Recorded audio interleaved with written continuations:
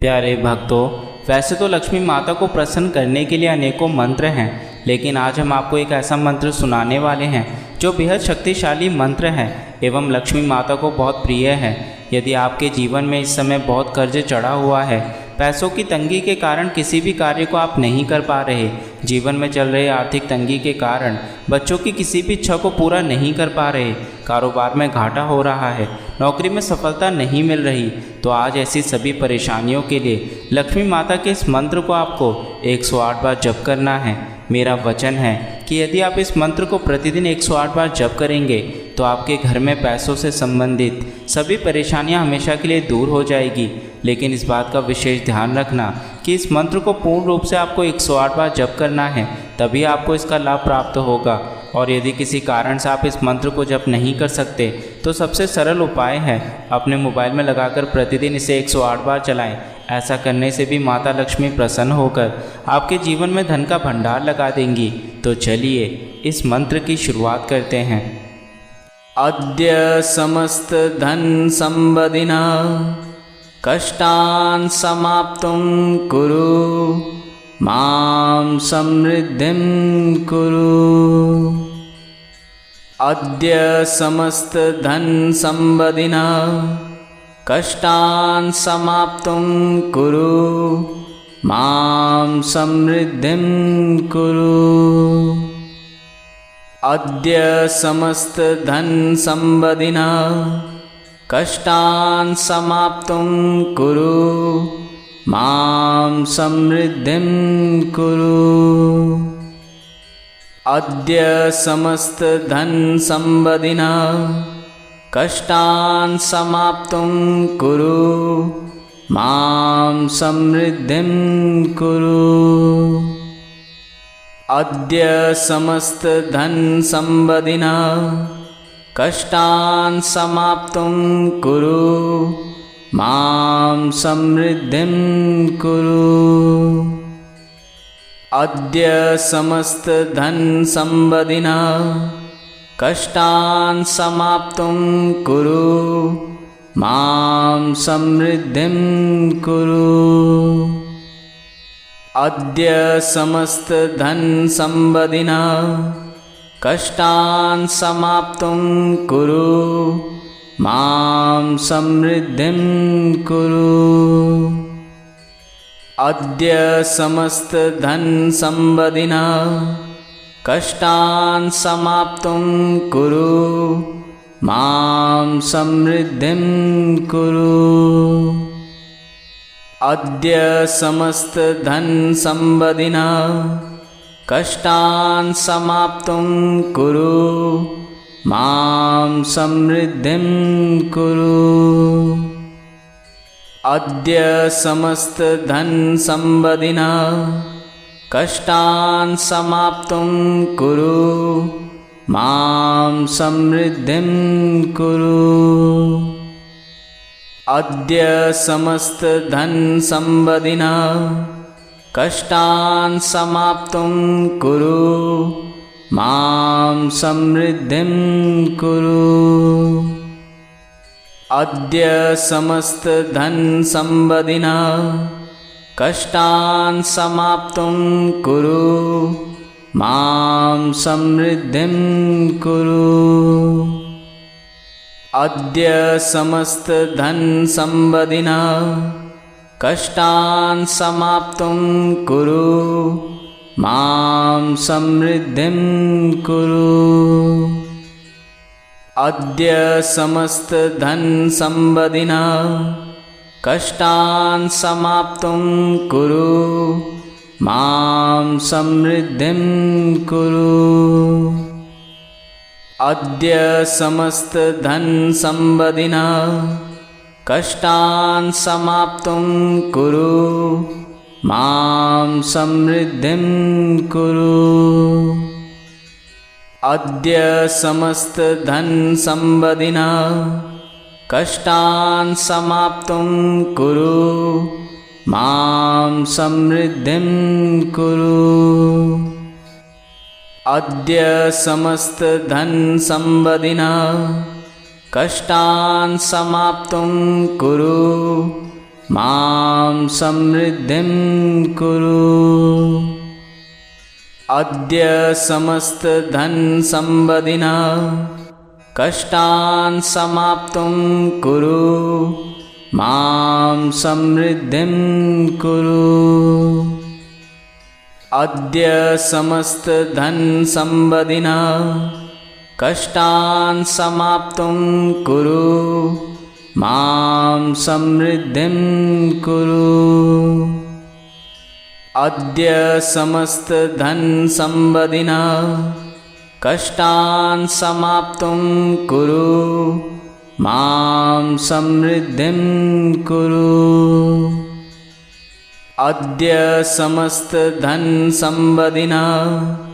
कष्टान् समाप्तुं कुरु, मां समृद्धिं कुरु।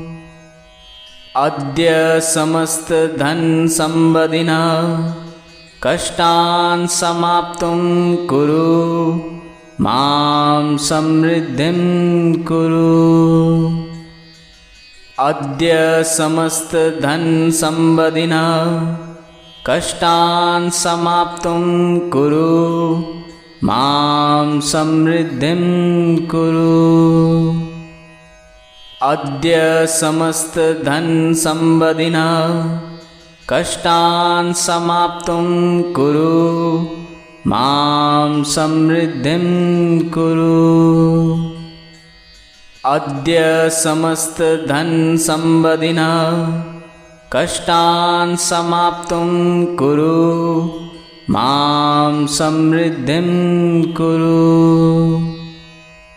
अद्य समस्तधनसम्पदिनः कष्टान् समाप्तुं कुरु, मां समृद्धिं कुरु।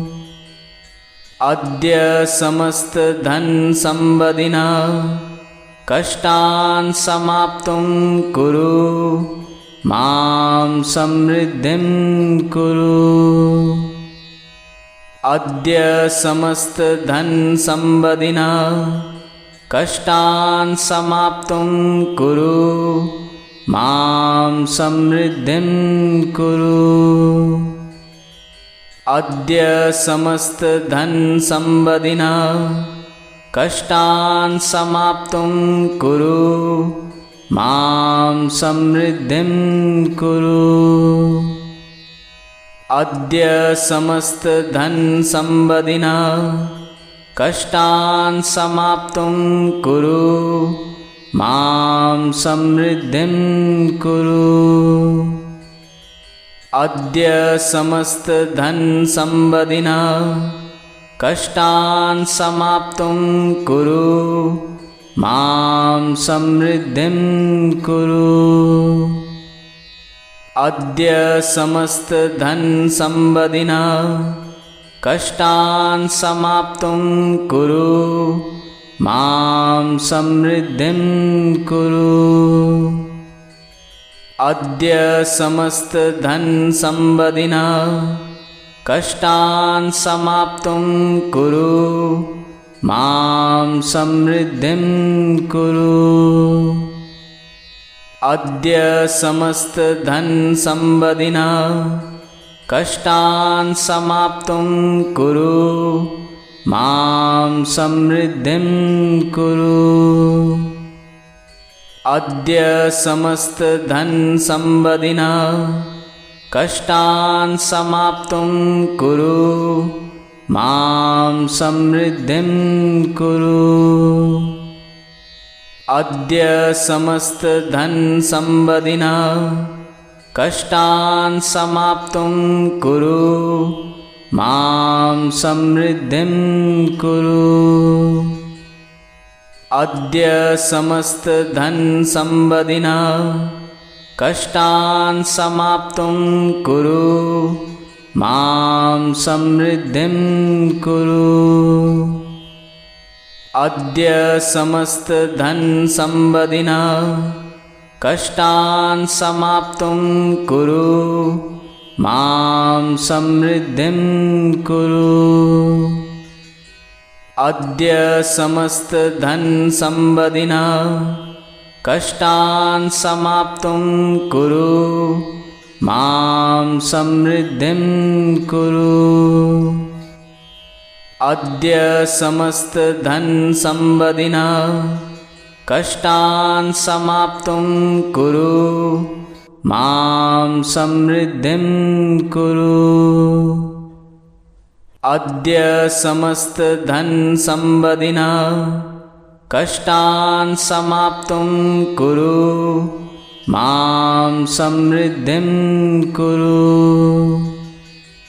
अद्य समस्तधनसम्पदिनः कष्टान् समाप्तुं कुरु मां समृद्धिं कुरु। अद्य समस्तधनसम्पदिनः कष्टान् समाप्तुं कुरु मां समृद्धिं कुरु। अद्य समस्तधनसम्पदिनः कष्टान् समाप्तुं कुरु मां समृद्धिं कुरु। अद्य समस्तधनसम्पदिनः कष्टान् समाप्तुं कुरु मां समृद्धिं कुरु। अद्य समस्तधनसम्पदिनः कष्टान् समाप्तुं कुरु मां समृद्धिं कुरु। अद्य समस्तधनसम्पदिनः कष्टान् समाप्तुं कुरु मां समृद्धिं कुरु। अद्य समस्तधनसम्पदिनः कष्टान् समाप्तुं कुरु मां समृद्धिं कुरु। अद्य समस्तधनसम्पदिनः कष्टान् समाप्तुं कुरु मां समृद्धिं कुरु। अद्य समस्तधनसम्पदिनः कष्टान् समाप्तुं कुरु मां समृद्धिं कुरु। अद्य समस्तधनसम्पदिनः कष्टान् समाप्तुं कुरु मां समृद्धिं कुरु। अद्य समस्तधनसम्पदिनः कष्टान् समाप्तुं कुरु मां समृद्धिं कुरु। अद्य समस्तधनसम्पदिनः कष्टान् समाप्तुं कुरु मां समृद्धिं कुरु। अद्य समस्तधनसम्पदिनः कष्टान् समाप्तुं कुरु मां समृद्धिं कुरु। अद्य समस्तधनसम्पदिनः कष्टान् समाप्तुं कुरु मां समृद्धिं कुरु। अद्य समस्तधनसम्पदिनः कष्टान् समाप्तुं कुरु मां समृद्धिं कुरु। अद्य समस्तधनसम्पदिनः कष्टान् समाप्तुं कुरु मां समृद्धिं कुरु। अद्य समस्तधनसम्पदिनः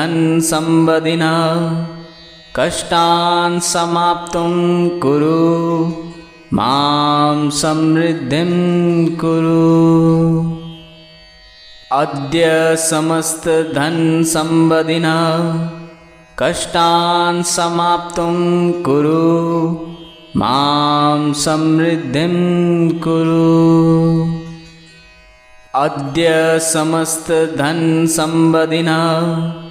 कष्टान् समाप्तुं कुरु मां समृद्धिं कुरु। अद्य समस्तधनसम्पदिना कष्टान् समाप्तुं कुरु मां समृद्धिं कुरु। अद्य समस्तधनसम्पदिना कष्टान् समाप्तुं कुरु मां समृद्धिं कुरु। अद्य समस्तधनसम्पदिना कष्टान् समाप्तुं कुरु मां समृद्धिं कुरु। अद्य समस्तधनसम्पदिना कष्टान् समाप्तुं कुरु मां समृद्धिं कुरु। अद्य समस्तधनसम्पदिना कष्टान् समाप्तुं कुरु मां समृद्धिं कुरु। अद्य समस्तधनसम्पदिना कष्टान् समाप्तुं कुरु मां समृद्धिं कुरु। अद्य समस्तधनसम्पदिना कष्टान् समाप्तुं कुरु मां समृद्धिं कुरु। अद्य समस्तधनसम्पदिना कष्टान् समाप्तुं कुरु मां समृद्धिं कुरु। अद्य समस्तधनसम्पदिना कष्टान् समाप्तुं कुरु मां समृद्धिं कुरु। अद्य समस्तधनसम्पदिना कष्टान् समाप्तुं कुरु मां समृद्धिं कुरु। अद्य समस्तधनसम्पदिना कष्टान् समाप्तुं कुरु मां समृद्धिं कुरु। अद्य समस्तधनसम्पदिना कष्टान् समाप्तुं कुरु मां समृद्धिं कुरु। अद्य समस्तधनसम्पदिना कष्टान् समाप्तुं कुरु मां समृद्धिं कुरु। अद्य समस्तधनसम्पदिना कष्टान् समाप्तुं कुरु मां समृद्धिं कुरु। अद्य समस्तधनसम्पदिना कष्टान् समाप्तुं कुरु मां समृद्धिं कुरु। अद्य समस्तधनसम्पदिना कष्टान् समाप्तुं कुरु मां समृद्धिं कुरु। अद्य समस्तधनसम्पदिना कष्टान् समाप्तुं कुरु मां समृद्धिं कुरु। अद्य समस्तधनसम्पदिना कष्टान् समाप्तुं कुरु मां समृद्धिं कुरु। अद्य समस्तधनसम्पदिना कष्टान् समाप्तुं कुरु मां समृद्धिं कुरु। अद्य समस्तधनसम्पदिना कष्टान् समाप्तुं कुरु मां समृद्धिं कुरु। अद्य समस्तधनसम्पदिना कष्टान् समाप्तुं कुरु मां समृद्धिं कुरु।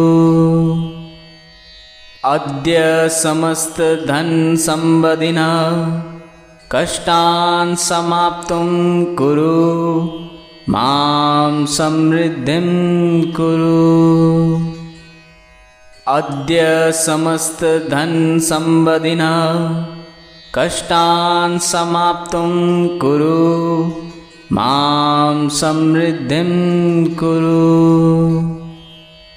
अद्य समस्तधनसम्पदिनः कष्टान् समाप्तुं कुरु, मां समृद्धिं कुरु। अद्य समस्तधनसम्पदिनः कष्टान् समाप्तुं कुरु, मां समृद्धिं कुरु। अद्य समस्तधनसम्पदिनः कष्टान् समाप्तुं कुरु, मां समृद्धिं कुरु।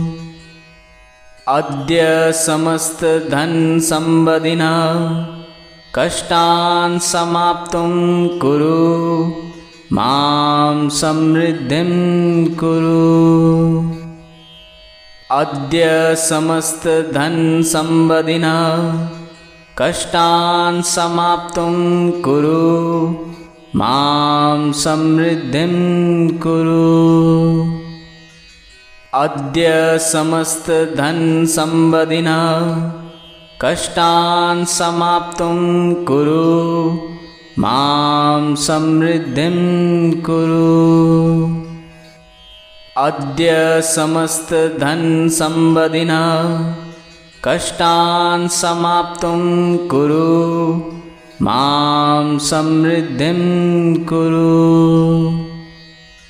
अद्य समस्तधनसम्पदिनः कष्टान् समाप्तुं कुरु, मां समृद्धिं कुरु।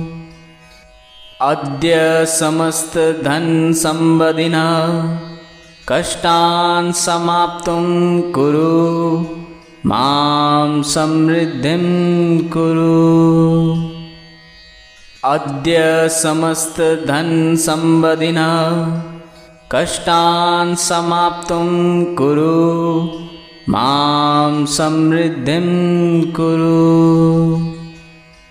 अद्य समस्तधनसम्पदिनः कष्टान् समाप्तुं कुरु, मां समृद्धिं कुरु। अद्य समस्तधनसम्पदिनः कष्टान् समाप्तुं कुरु, मां समृद्धिं कुरु। अद्य समस्तधनसम्पदिनः कष्टान् समाप्तुं कुरु, मां समृद्धिं कुरु। अद्य समस्तधनसम्पदिनः कष्टान् समाप्तुं कुरु, मां समृद्धिं कुरु। अद्य समस्तधनसम्पदिनः कष्टान् समाप्तुं कुरु, मां समृद्धिं कुरु। अद्य समस्तधनसम्पदिनः कष्टान् समाप्तुं कुरु, मां समृद्धिं कुरु। अद्य समस्तधनसम्पदिनः कष्टान् समाप्तुं कुरु, मां समृद्धिं कुरु। अद्य समस्तधनसम्पदिनः कष्टान् समाप्तुं कुरु, मां समृद्धिं कुरु। अद्य समस्तधनसम्पदिनः कष्टान् समाप्तुं कुरु, मां समृद्धिं कुरु। अद्य समस्तधनसम्पदिनः कष्टान् समाप्तुं कुरु, मां समृद्धिं कुरु। अद्य समस्तधनसम्पदिनः कष्टान् समाप्तुं कुरु मां समृद्धिं कुरु। अद्य समस्तधनसम्पदिनः कष्टान् समाप्तुं कुरु मां समृद्धिं कुरु। अद्य समस्तधनसम्पदिनः कष्टान् समाप्तुं कुरु मां समृद्धिं कुरु। अद्य समस्तधनसम्पदिनः कष्टान् समाप्तुं कुरु मां समृद्धिं कुरु। अद्य समस्तधनसम्पदिनः कष्टान् समाप्तुं कुरु मां समृद्धिं कुरु। अद्य समस्तधनसम्पदिनः कष्टान् समाप्तुं कुरु मां समृद्धिं कुरु। अद्य समस्तधनसम्पदिनः कष्टान् समाप्तुं कुरु मां समृद्धिं कुरु। अद्य समस्तधनसम्पदिनः कष्टान् समाप्तुं कुरु मां समृद्धिं कुरु। अद्य समस्तधनसम्पदिनः कष्टान् समाप्तुं कुरु मां समृद्धिं कुरु। अद्य समस्तधनसम्पदिनः कष्टान् समाप्तुं कुरु मां समृद्धिं कुरु। अद्य समस्तधनसम्पदिनः कष्टान् समाप्तुं कुरु मां समृद्धिं कुरु। अद्य समस्तधनसम्पदिनः कष्टान् समाप्तुं कुरु मां समृद्धिं कुरु। अद्य समस्तधनसम्पदिनः कष्टान् समाप्तुं कुरु मां समृद्धिं कुरु। अद्य समस्तधनसम्पदिनः कष्टान् समाप्तुं कुरु मां समृद्धिं कुरु। अद्य समस्तधनसम्पदिनः कष्टान् समाप्तुं कुरु मां समृद्धिं कुरु। अद्य समस्तधनसम्पदिनः कष्टान् समाप्तुं कुरु मां समृद्धिं कुरु। अद्य समस्तधनसम्पदिनः कष्टान् समाप्तुं कुरु मां समृद्धिं कुरु। अद्य समस्तधनसम्पदिनः कष्टान् समाप्तुं कुरु मां समृद्धिं कुरु। अद्य समस्तधनसम्पदिनः कष्टान् समाप्तुं कुरु मां समृद्धिं कुरु। अद्य समस्तधनसम्पदिनः कष्टान् समाप्तुं कुरु मां समृद्धिं कुरु। अद्य समस्तधनसम्पदिनः कष्टान् समाप्तुं कुरु मां समृद्धिं कुरु। अद्य समस्तधनसम्पदिनः कष्टान् समाप्तुं कुरु मां समृद्धिं कुरु। अद्य समस्तधनसम्पदिना कष्टान् समाप्तुं कुरु मां समृद्धिं कुरु। अद्य समस्तधनसम्पदिना कष्टान् समाप्तुं कुरु मां समृद्धिं कुरु। अद्य समस्तधनसम्पदिना कष्टान् समाप्तुं कुरु मां समृद्धिं कुरु। अद्य समस्तधनसम्पदिना कष्टान् समाप्तुं कुरु मां समृद्धिं कुरु।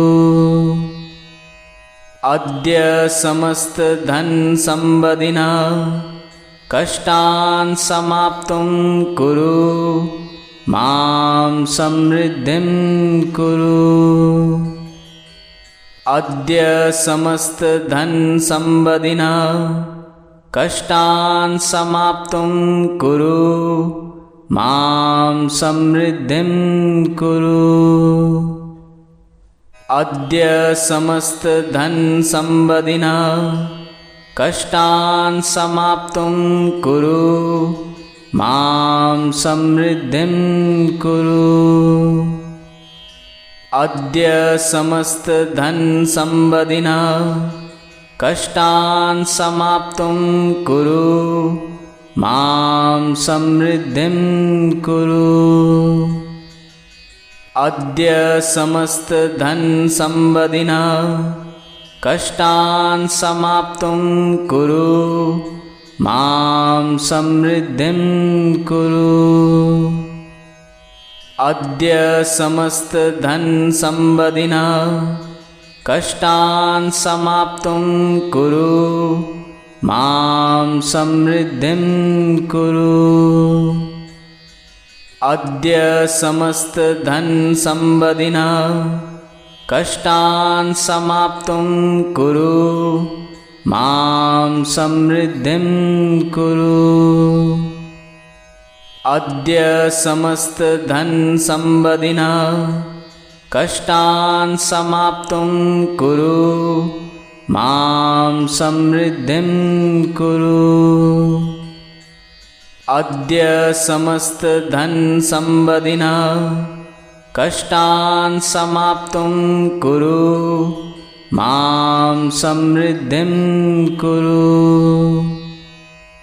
अद्य समस्तधनसम्पदिना कष्टान् समाप्तुं कुरु मां समृद्धिं कुरु।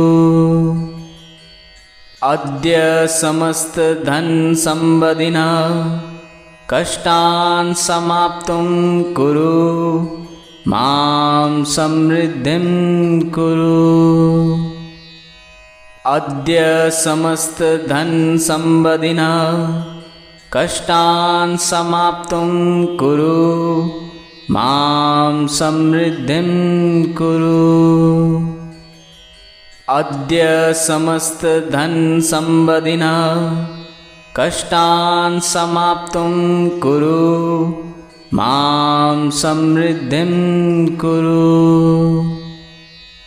अद्य समस्तधनसम्पदिना कष्टान् समाप्तुं कुरु मां समृद्धिं कुरु। अद्य समस्तधनसम्पदिना कष्टान् समाप्तुं कुरु मां समृद्धिं कुरु। अद्य समस्तधनसम्पदिना कष्टान् समाप्तुं कुरु मां समृद्धिं कुरु। अद्य समस्तधनसम्पदिना कष्टान् समाप्तुं कुरु मां समृद्धिं कुरु। अद्य समस्तधनसम्पदिना कष्टान् समाप्तुं कुरु मां समृद्धिं कुरु। अद्य समस्तधनसम्पदिनः कष्टान् समाप्तुं कुरु, मां समृद्धिं कुरु। अद्य समस्तधनसम्पदिनः कष्टान् समाप्तुं कुरु, मां समृद्धिं कुरु। अद्य समस्तधनसम्पदिनः कष्टान् समाप्तुं कुरु, मां समृद्धिं कुरु। अद्य समस्तधनसम्पदिनः कष्टान् समाप्तुं कुरु, मां समृद्धिं कुरु। अद्य समस्तधनसम्पदिनः कष्टान् समाप्तुं कुरु, मां समृद्धिं कुरु। अद्य समस्तधनसम्पदिनः कष्टान् समाप्तुं कुरु, मां समृद्धिं कुरु। अद्य समस्तधनसम्पदिनः कष्टान् समाप्तुं कुरु, मां समृद्धिं कुरु। अद्य समस्तधनसम्पदिनः कष्टान् समाप्तुं कुरु, मां समृद्धिं कुरु। अद्य समस्तधनसम्पदिनः कष्टान् समाप्तुं कुरु, मां समृद्धिं कुरु। अद्य समस्तधनसम्पदिनः कष्टान् समाप्तुं कुरु, मां समृद्धिं कुरु। अद्य समस्तधनसम्पदिनः कष्टान् समाप्तुं कुरु, मां समृद्धिं कुरु। अद्य समस्तधनसम्पदिनः कष्टान् समाप्तुं कुरु, मां समृद्धिं कुरु। अद्य समस्तधनसम्पदिनः कष्टान् समाप्तुं कुरु, मां समृद्धिं कुरु। अद्य समस्तधनसम्पदिनः कष्टान् समाप्तुं कुरु, मां समृद्धिं कुरु। अद्य समस्तधनसम्पदिनः कष्टान् समाप्तुं कुरु, मां समृद्धिं कुरु। अद्य समस्तधनसम्पदिनः कष्टान् समाप्तुं कुरु, मां समृद्धिं कुरु। अद्य समस्तधनसम्पदिनः कष्टान् समाप्तुं कुरु, मां समृद्धिं कुरु। अद्य समस्तधनसम्पदिनः कष्टान् समाप्तुं कुरु, मां समृद्धिं कुरु। अद्य समस्तधनसम्पदिनः कष्टान् समाप्तुं कुरु, मां समृद्धिं कुरु।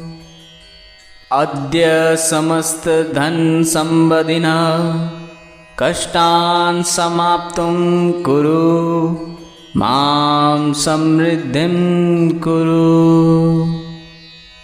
अद्य समस्तधनसम्पदिनः कष्टान् समाप्तुं कुरु, मां समृद्धिं कुरु। अद्य समस्तधनसम्पदिनः कष्टान् समाप्तुं कुरु मां समृद्धिं कुरु। अद्य समस्तधनसम्पदिनः कष्टान् समाप्तुं कुरु मां समृद्धिं कुरु। अद्य समस्तधनसम्पदिनः कष्टान् समाप्तुं कुरु मां समृद्धिं कुरु। अद्य समस्तधनसम्पदिनः कष्टान् समाप्तुं कुरु मां समृद्धिं कुरु। अद्य समस्तधनसम्पदिनः कष्टान् समाप्तुं कुरु मां समृद्धिं कुरु। अद्य समस्तधनसम्पदिनः कष्टान् समाप्तुं कुरु मां समृद्धिं कुरु। अद्य समस्तधनसम्पदिनः कष्टान् समाप्तुं कुरु मां समृद्धिं कुरु। अद्य समस्तधनसम्पदिनः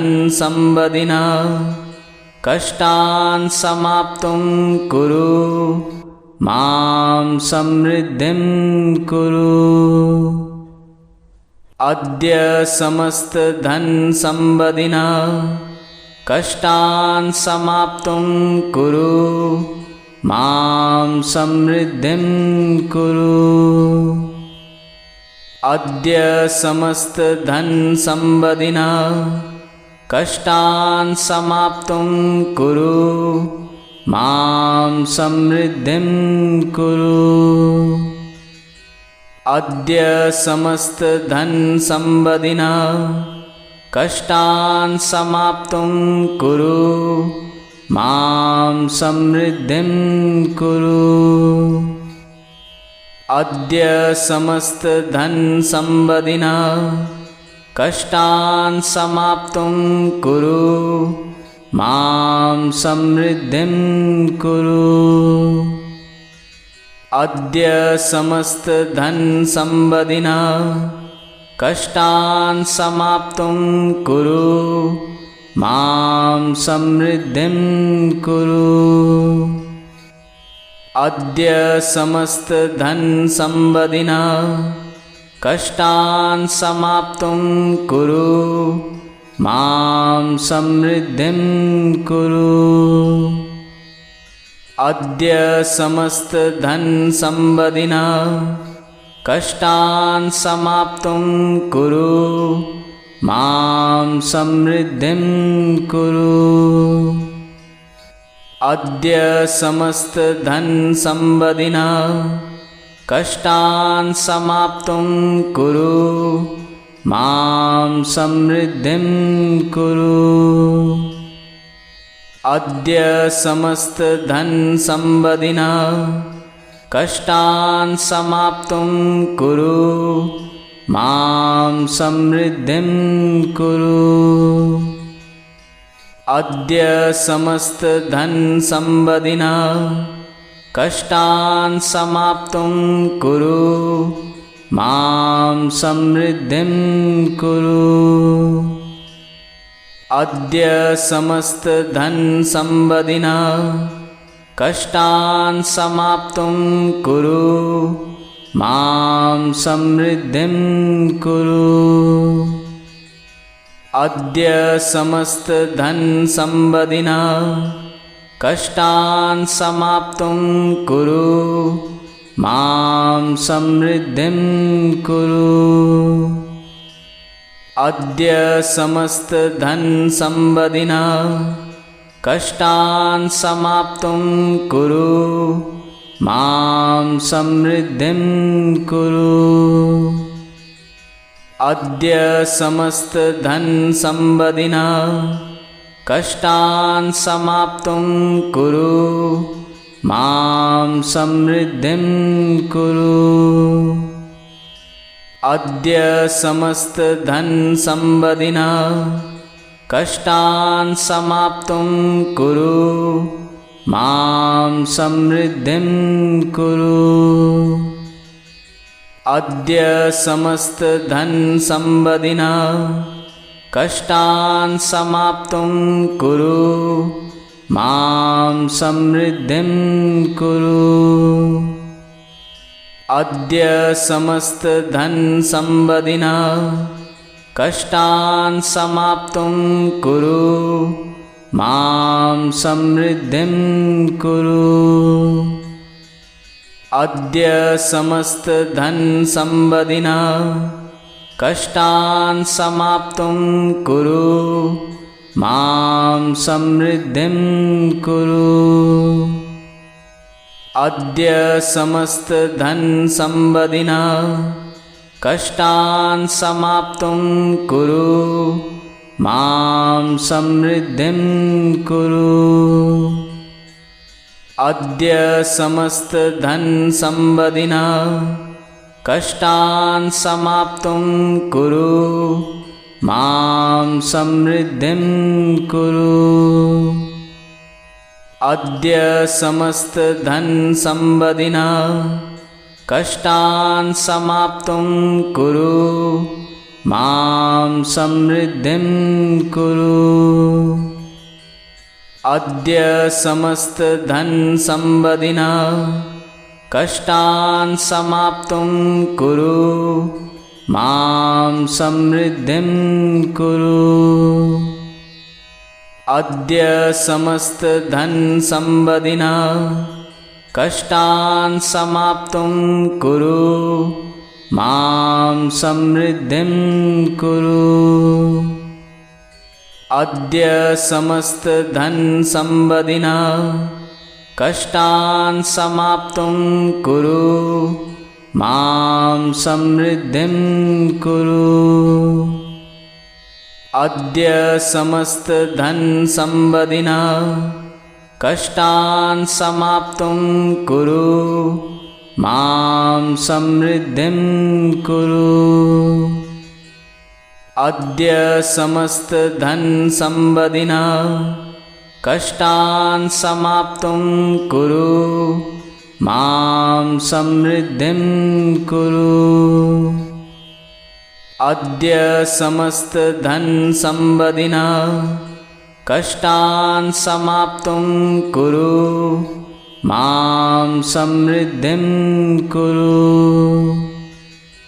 अद्य समस्तधनसम्पदिना कष्टान् समाप्तुं कुरु मां समृद्धिं कुरु। अद्य समस्तधनसम्पदिना कष्टान् समाप्तुं कुरु मां समृद्धिं कुरु।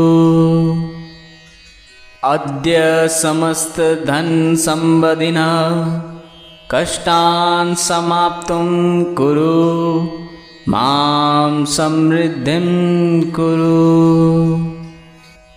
अद्य समस्तधनसम्पदिना कष्टान् समाप्तुं कुरु मां समृद्धिं कुरु। अद्य समस्तधनसम्पदिना कष्टान् समाप्तुं कुरु मां समृद्धिं कुरु। अद्य समस्तधनसम्पदिना कष्टान् समाप्तुं कुरु मां समृद्धिं कुरु। अद्य समस्तधनसम्पदिना कष्टान् समाप्तुं कुरु मां समृद्धिं कुरु। अद्य समस्तधनसम्पदिना कष्टान् समाप्तुं कुरु मां समृद्धिं कुरु। अद्य समस्तधनसम्पदिना कष्टान् समाप्तुं कुरु मां समृद्धिं कुरु। अद्य समस्तधनसम्पदिनः कष्टान् समाप्तुं कुरु, मां समृद्धिं कुरु। अद्य समस्तधनसम्पदिनः कष्टान् समाप्तुं कुरु, मां समृद्धिं कुरु। अद्य समस्तधनसम्पदिनः कष्टान् समाप्तुं कुरु, मां समृद्धिं कुरु। अद्य समस्तधनसम्पदिनः कष्टान् समाप्तुं कुरु, मां समृद्धिं कुरु। अद्य समस्तधनसम्पदिनः कष्टान् समाप्तुं कुरु, मां समृद्धिं कुरु। अद्य समस्तधनसम्पदिनः कष्टान् समाप्तुं कुरु, मां समृद्धिं कुरु। अद्य समस्तधनसम्पदिनः कष्टान् समाप्तुं कुरु, मां समृद्धिं कुरु। अद्य समस्तधनसम्पदिनः कष्टान् समाप्तुं कुरु, मां समृद्धिं कुरु। अद्य समस्तधनसम्पदिनः कष्टान् समाप्तुं कुरु, मां समृद्धिं कुरु। अद्य समस्तधनसम्पदिनः कष्टान् समाप्तुं कुरु, मां समृद्धिं कुरु। अद्य समस्तधनसम्पदिनः कष्टान् समाप्तुं कुरु, मां समृद्धिं कुरु। अद्य समस्तधनसम्पदिनः कष्टान् समाप्तुं कुरु, मां समृद्धिं कुरु। अद्य समस्तधनसम्पदिनः कष्टान् समाप्तुं कुरु, मां समृद्धिं कुरु। अद्य समस्तधनसम्पदिनः कष्टान् समाप्तुं कुरु, मां समृद्धिं कुरु। अद्य समस्तधनसम्पदिनः कष्टान् समाप्तुं कुरु, मां समृद्धिं कुरु। अद्य समस्तधनसम्पदिनः कष्टान् समाप्तुं कुरु, मां समृद्धिं कुरु। अद्य समस्तधनसम्पदिनः कष्टान् समाप्तुं कुरु, मां समृद्धिं कुरु।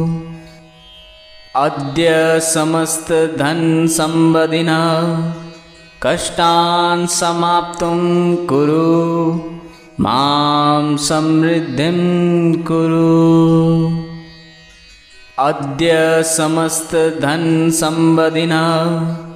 कष्टान् समाप्तुं कुरु, मां समृद्धिं कुरु। अद्य समस्तधनसम्पदिनः कष्टान् समाप्तुं कुरु, मां समृद्धिं कुरु। अद्य समस्तधनसम्पदिनः कष्टान् समाप्तुं कुरु, मां समृद्धिं कुरु। अद्य समस्तधनसम्पदिनः कष्टान् समाप्तुं कुरु मां समृद्धिं कुरु। अद्य समस्तधनसम्पदिनः कष्टान् समाप्तुं कुरु मां समृद्धिं कुरु। अद्य समस्तधनसम्पदिनः कष्टान् समाप्तुं कुरु मां समृद्धिं कुरु। अद्य समस्तधनसम्पदिनः कष्टान् समाप्तुं कुरु मां समृद्धिं कुरु। अद्य समस्तधनसम्पदिनः कष्टान् समाप्तुं कुरु मां समृद्धिं कुरु। अद्य समस्तधनसम्पदिनः कष्टान् समाप्तुं कुरु मां समृद्धिं कुरु। अद्य समस्तधनसम्पदिनः कष्टान् समाप्तुं कुरु मां समृद्धिं कुरु। अद्य समस्तधनसम्पदिनः कष्टान् समाप्तुं कुरु मां समृद्धिं कुरु। अद्य समस्तधनसम्पदिनः कष्टान् समाप्तुं कुरु मां समृद्धिं कुरु। अद्य समस्तधनसम्पदिनः कष्टान् समाप्तुं कुरु मां समृद्धिं कुरु। अद्य समस्तधनसम्पदिनः कष्टान् समाप्तुं कुरु मां समृद्धिं कुरु। अद्य समस्तधनसम्पदिनः कष्टान् समाप्तुं कुरु मां समृद्धिं कुरु। अद्य समस्तधनसम्पदिनः कष्टान् समाप्तुं कुरु मां समृद्धिं कुरु। अद्य समस्तधनसम्पदिनः कष्टान् समाप्तुं कुरु मां समृद्धिं कुरु। अद्य समस्तधनसम्पदिनः कष्टान् समाप्तुं कुरु मां समृद्धिं कुरु।